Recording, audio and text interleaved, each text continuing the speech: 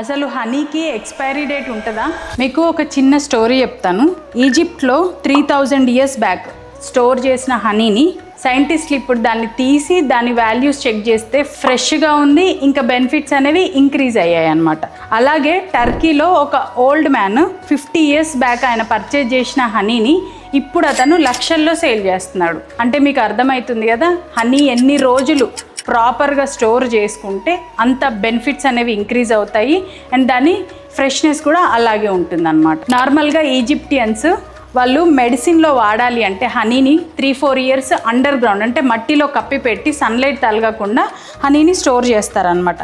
ఆ స్టోర్ చేసిన హనీనే వాళ్ళు మెడిసిన్లో యూజ్ చేస్తారు. సో ఇక్కడ మీకు అర్థమవుతుంది కదా హనీకి ఎక్స్పైరీ డేట్ ఉందా లేదా అని. సో హనీకి ఎక్స్పైరీ డేట్ లేదు, ఎన్ని రోజులైనా ఉంటుంది కదా అని చెప్పేసి ఎట్లా పడితే అట్లా వాడొద్దు.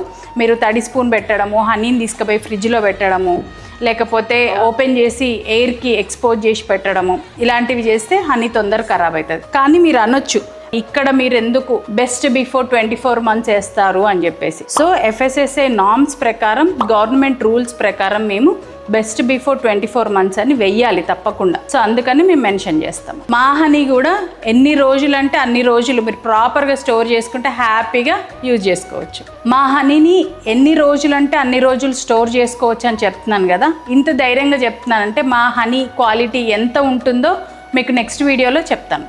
అప్పటి వరకు మా అకౌంట్ని ఫాలో అయ్యి పెట్టుకోండి.